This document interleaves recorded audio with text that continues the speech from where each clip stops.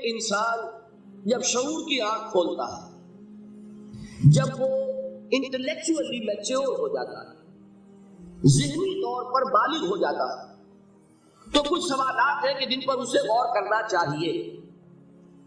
یہ دوسری بات ہے کہ اکثر لوگ غور نہیں کرتے۔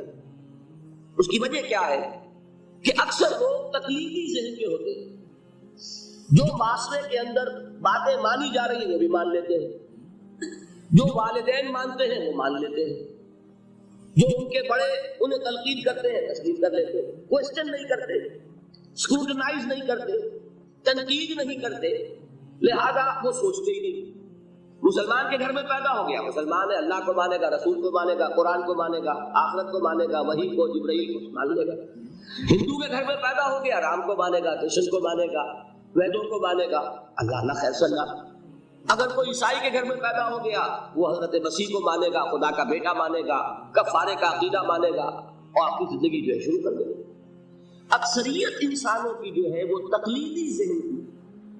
لیکن یہ بات جان لیجیے، ہر معاشرے میں، ہر دور میں ایسے لوگ موجود رہے ہیں، خواہ وہ اقلیت میں ہو، بڑی مائکروسکوپک ایک اقلیت، لیکن ہمیشہ رہے جنہوں نے خود سوچنا چاہا، جنہوں نے ان مسائل کو خود اپنے غور و فکر کا موضوع بنایا۔ وہ مسائل کیا ہے؟ یہ کائنات کیا ہے؟ اس کی حقیقت کیا ہے؟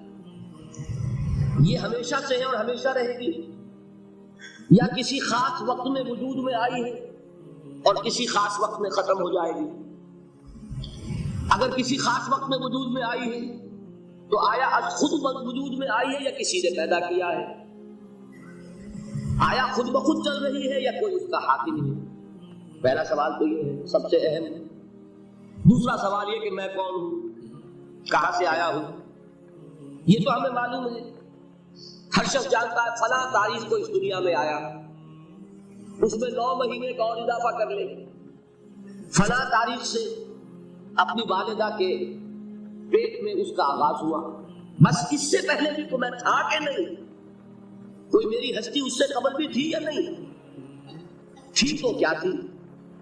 اور یہ بھی ہمیں معلوم ہے کہ ہر شخص کے لیے موت ہے، سامنے کھڑی ہے، یا قبر ہے، یا ہندو کو جلایا جانا ہے، ہر ایک کو معلوم ہے۔ لیکن آیا that is the end، وہ خاتمہ ہے میرے سفر حیات کا، یا یہ کہ میرا وجود اس کے بعد بھی رہے گا؟ اگر بعد بھی میرے وجود کا کوئی تسلسل ہے تو اس کی کیفیت کیا ہوگی؟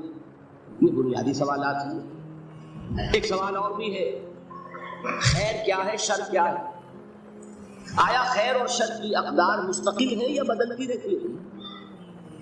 ان کے لیے کون سی چیز ہے جو فیصلہ کن ہوگی، جو طے کرے کہ یہ خیر ہے یہ شر ہے؟ یہ بنیادی مسئلہ ہے۔ بنیادی مسئلہ ایک اور بھی ہے کہ انسانی علم کی حقیقت کیا ہے۔ ایک تو معلومات ہمیں آنکھ سے، کان سے، جنہیں آپ ایکسٹرنل سینسز کہتے ہیں، آپ کے حواس ظاہری، کسی چیز کو چھو کر کچھ معلوم کر لیا، کسی کو چکھ کر معلوم کر لیا، کسی کو سون کر معلوم کر لیا، کسی کو دیکھا، کوئی چیز سنی، یہ 5 ایکسٹرنل سینسز۔ پھر ہمیں معلوم ہے تجربے سے کہ ہمارے اندر ایک اور شے بھی ہے جس سے ہم استدلال کرتے ہیں، نتیجہ نکالتے ہیں۔ سینس ڈیٹا جو ہے، ہمارے ان حواس سے جو معلومات حاصل ہوتی ہے انہیں جمع تفریق کر کے نتیجہ اخذ کرتے ہیں۔ سادہ سی مثال کیا ہے، ہم نے دھواں دیکھا، آنکھ نے دیکھا صرف دھواں، فیصلہ ہم نے کیا آگ لگی ہے، حالانکہ آگ آپ نے نہیں دیکھی۔ یہ در حقیقت آپ نے یہاں فیصلہ کیا کہ جہاں دھواں ہوتا ہے آگ ہوتی ہے، لہذا جو میری آنکھ نے دھواں دیکھا ہے تو آگ ہے۔ یہ کیا ہے؟ یہ آپ کا انٹلیکچوئل پروسیس ہے، یہ آپ کے عقل کا دائرہ ہے، یہاں تک تو ہر انسان کے لیے۔ لیکن آیا علم کی اس سے ماورا بھی کوئی سورس ہے؟ حواس اور عقل سے بالا تر بھی کوئی ماخذ علم کا ہے یا نہیں؟ اگر ہے تو کیا ہے؟ اس سے آگے چلیے، ایک مسئلہ یہ ہے کہ مجھے یہ تو معلوم ہے کہ میرا پیٹ کھانے کو مانگتا ہے، بھوک لگتی ہے تو ہنگر پینس ہوتے ہیں، لہذا میں کھاتا ہوں، کھانے کے لیے بھاگ دوڑ کرتا ہوں، معاش کی جد و جہد کرتا ہوں، کوئی کسی چلا رہا ہے، کوئی اینٹیں ڈھو رہا ہے، کوئی ہل چلا رہا ہے، کوئی قلم چلا رہا ہے۔ اسی طرح یہ معلوم ہے میرے اندر سیکشول ارج ہے جس کی بنا پر میں نے شادی کی ہے، گھر گرہستی کا بوجھ اٹھایا ہے، لیکن یہ کہ کیا یہی ہے صرف انسٹنکٹس؟ کیا حیوانی داعیات کے علاوہ کوئی اور ایسا بھی ہمارا داعیہ ہے کہ جس کی بنا پر ہم ممیز ہو جائیں حیوانات سے؟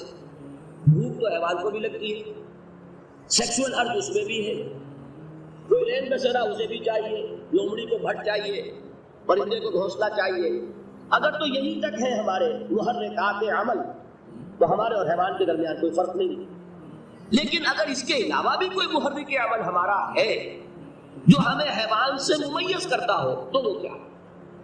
اب یہ بیسک کوسچنز ہیں، اور میں آپ کو یہ بتاؤں جن حضرات نے فلسفے کا مطالعہ کیا ہے وہ تو میری بات کو سمجھ بھی رہے ہیں اور جان رہے ہیں کہ میں نے جو گروپ کیا ہے کوسچنز کو، یہ فلسفے کی مختلف شاخیں۔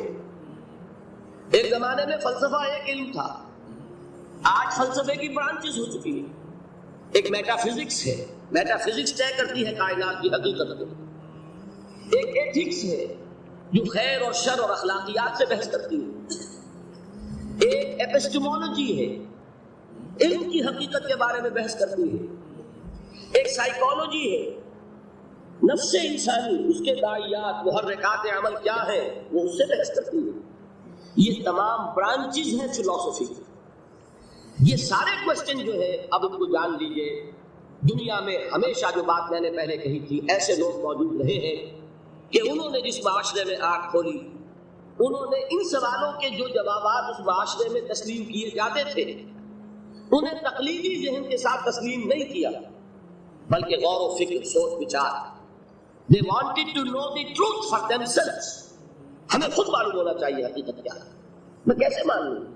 یہ کہہ رہا ہے کائنات خود بخود بن گئی، فلاں کہہ رہا ہے نہیں کائنات کا پیدا کرنے والا ایک خدا ہے، تیسرا کہتا ہے 100 خدا ہے، چوتھا کہتا ہے کوئی خدا نہیں ہے۔ تو میں کیسے معلوم؟ کس کی بات معلوم؟ مجھے خود جو ہے اپنی عقل سے، اپنے سوچ سے، اپنے غور و فکر سے ان کے جوابات تلاش کرتے ہیں۔ یہ جو لوگ ہیں انہیں آپ کہتے ہیں فلاسفہ، فلسفی، حکماء، ڈیوائس پیپل۔ کنفیوشس کون تھا؟ ان سوالات کے بارے میں غور کرنے والا۔ تاؤ کون تھا؟ فلسفی۔ گوتم بدھ کی مثال میں کل دے چکا ہوں کہ آپ کو معلوم ہے کہ اس کے اندر سرچ فار ٹروتھ، حقیقت کی تلاش کا داعیہ کتنا شدید ہوا۔ 30 برس کی عمر، پرائم آف دی یوتھ، ایک انسان کی جوانی کا یوں سمجھیے کہ وہ زور کا اور شدت کا دور، اور کپل مستو کا شہزادہ، وہ کوئی ایسا تو نہیں تھا، کوئی بھکاری نہیں تھا، کوئی وہ مانگ کر روٹیاں کھانے والا نہیں تھا، ایک بڑی حکومت تھی کپل مستو والی، اس کا وہ شہزادہ، وہ عین اپنی جوانی کے عروج کے وقت، at the prime of his youth, وہ محل چھوڑتا ہے، جوان بیوی کو چھوڑتا ہے، شیر خوار بچے کو چھوڑتا ہے، اور جاتا ہے اور در در کی خاک چھانتا ہے۔ کوئی رشی، کوئی منی، کوئی گیانی، کوئی جاننے والا، کوئی انلائٹنڈ پرسن، کوئی کہ جسے حقیقت کا سراغ مل گیا ہو، کوئی مجھے بتائے کہ حقیقت کیا ہے۔ یہ میں نہیں کہتا کہ اسے کیا ملا کیا نہیں ملا، اور جو کچھ آج گوتم بدھ کی طرف منسوب کیا جا رہا ہے وہ صحیح نسبت ہے اس کی یا غلط ہے، میں صرف مثال دے رہا ہوں کہ آپ سوچئے کہ یہ urge, research for truth, research for real knowledge, وہ کتنی شدید ہے کہ جب پیدا ہو جاتی ہے انسان کے اندر تو اسے کسی چیز سے کوئی دلچسپی نہیں ہے۔